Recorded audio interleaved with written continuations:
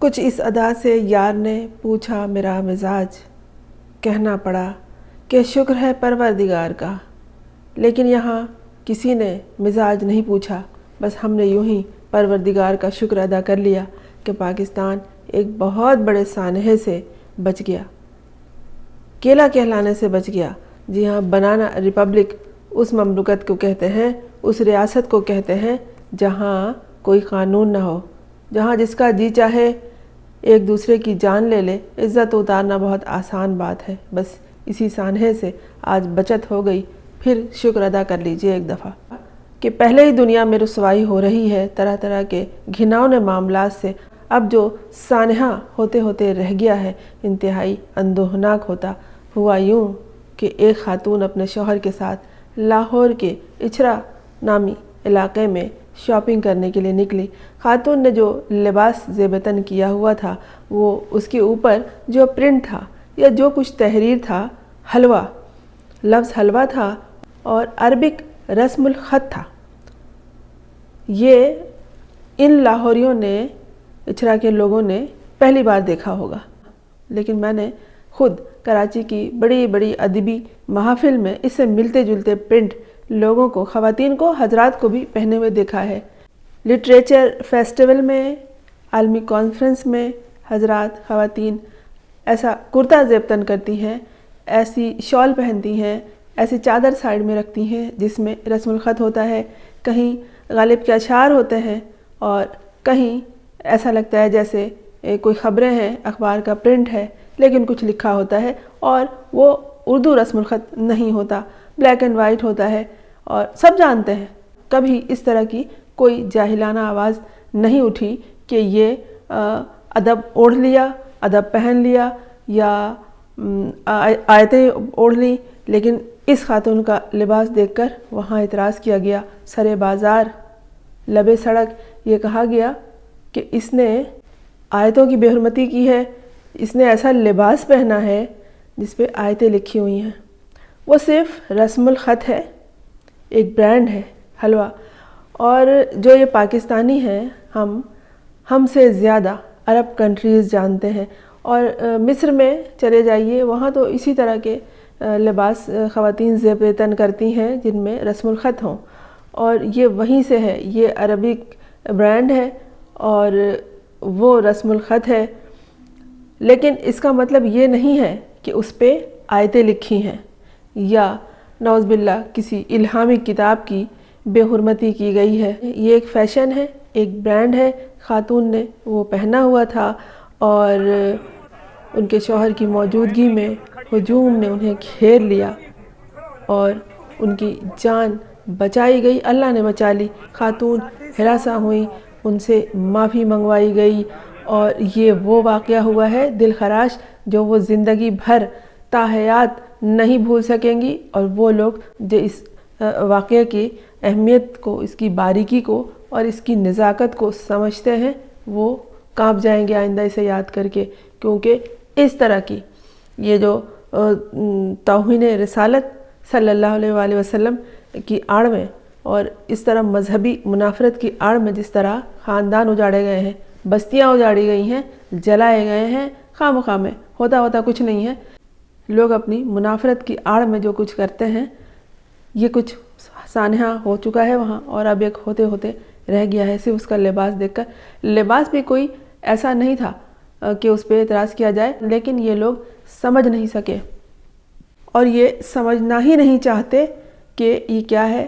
وہ رسم الخط عربک ہے، لیکن قرآن شریف کی آیت ہرگز نہیں لکھی گئی ہے، اس پہ بعد میں تحقیق بھی کر لی اگر جائے تو پھر صحیح بات سامنے آ جائے گی، لیکن وہ جو تصویر میں آپ اگر دیکھیں ویڈیو میں کہ خاتون کس طرح سے سہمی ہوئی کھڑی ہوئی ہیں کہ جیسے ایک ایسا گناہ ان سے ہو گیا ہے ناکردہ میں، ان کو صفائی دینی پڑی کہ میں مسلم ہوں، ان کو کہنا پڑا، اپنے مسلک کو بتانا پڑا کہ میں سنی ہوں، انہیں بتانا پڑا کہ میرے سسر حافظ قرآن ہیں، ہم مذہبی لوگ ہیں، انہیں بتانا پڑا۔ ایک اسلامک ریاست میں، اسلامی جمہوریہ پاکستان میں کسی خاتون کو سر عام لبے سڑک کسی بازار میں کھڑے ہو کر، کسی دکان کے اندر بیٹھ کر یہ کہنے کی ضرورت کیوں پیش آئی ویڈیو میں آواز آ رہی ہے کہ بہت سارے انسان نما جانور اس پہ الزام لگا رہے ہیں آیات کی بے حرمتی کا. وہاں ایک انسان کی آواز آتی ہے کہ بہن پریشان نہ ہو.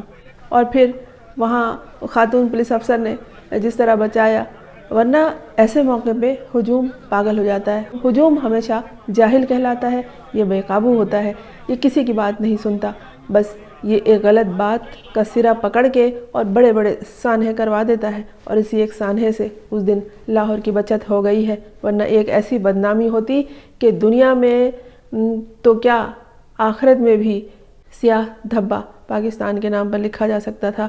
اور یہ جو کیلا ریاست کہہ رہے ہیں، کیلا کہلانے سے بچ گئے تو بنانا ریپبلک کہلاتی ہے ایسی ریاست جہاں نہ کوئی قاعدہ ہو، نہ قانون ہو، نہ کسی کو چلنے پھرنے کی آزادی ہو، نہ کسی کو پہننے اوڑھنے کی.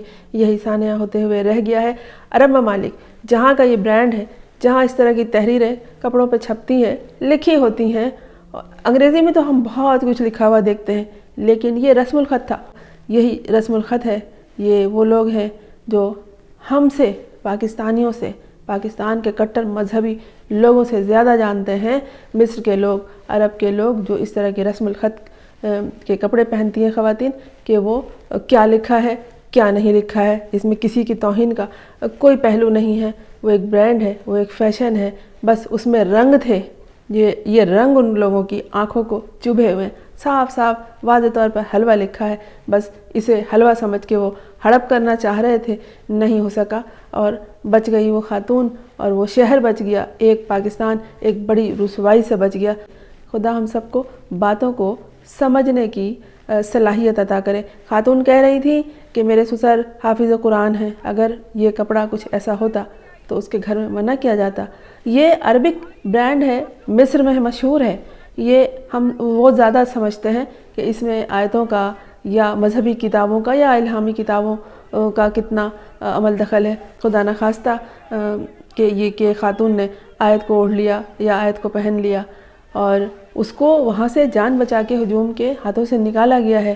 اس کو برقع پہنا کے اسے چادر اڑھا کے اور اسے معافی منگوائی گئی ہے. ٹھیک ہے، نازک حالات تھے، حالات اتنے نازک تھے کہ اس کی جان بچانے کے لیے بہت ضروری تھا کہ اس سے معافی منگوا لی جائے.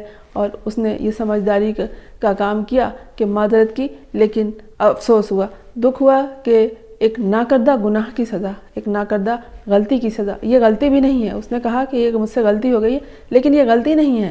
آپ سے بڑے، ہم سے بڑے مذہبی لوگ اس کپڑے کو چھاپ رہے ہیں، بنا رہے ہیں.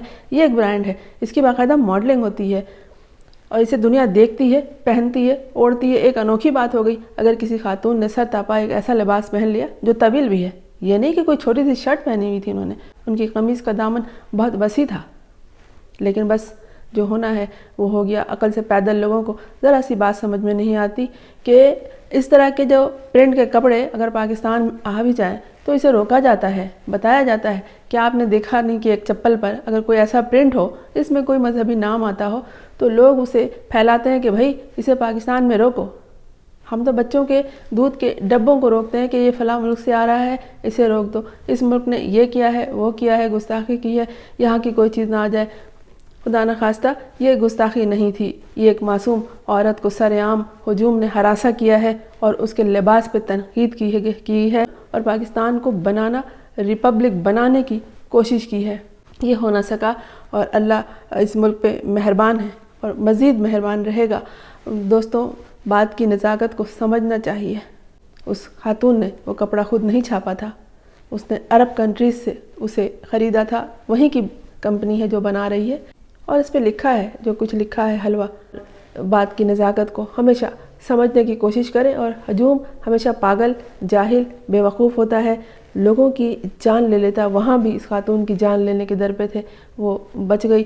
خاتون پولیس نے مہارت سے کام لیا اور ہجوم سے باقاعدہ بات کی اور اسے وہاں سے نکال لے گئی. بچانے والا تو اللہ ہے، لیکن یہ اس طرح کا جو واقعہ ہے اس نے بہت سے لوگوں کو سوچنے پر مزید مجبور کر دیا ہے کہ اور کیا کیا ہونا ہے اس ریاست میں، اور کیا کیا دیکھنا ہے کہ ہجوم اس طرح کسی عورت کو کھڑا ہو جائے گا مارنے کے لیے، جان لینے کے لیے. اللہ ہم سب کو اپنے حفظ و امان میں رکھے اور ہمیں بات کی نزاکت کو سمجھنے کی صلاحیت دے. میں ہوں فرزانہ اور اسلم. آپ نے اس چینل کو اگر سبسکرائب نہیں کیا ہے تو کر لیجئے تاکہ میرا اور آپ کا ساتھ جاری رہے. پاکستان لباس نہیں پہنیں گے تو یہ انہیں معاف کر دیا گیا ہے.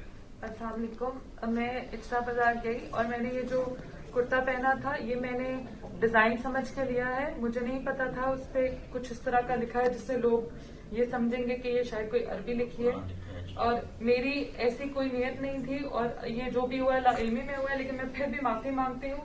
قرآن, سنت اور نعوذ باللہ ہم سوچ بھی نہیں سکتے مسلمان ہو کے کہ ہم گستاخی کریں گے یا گستاخی رسول کریں گے. میں اہل سنت سے بلانگ کرتی ہوں اور میرے سسر حافظ قرآن ہے. میں خود, ہم لوگ پیلی کے گھرانے سے ہمارا تعلق ہے, اور میری ایسی کوئی نیت نہیں تھی. اور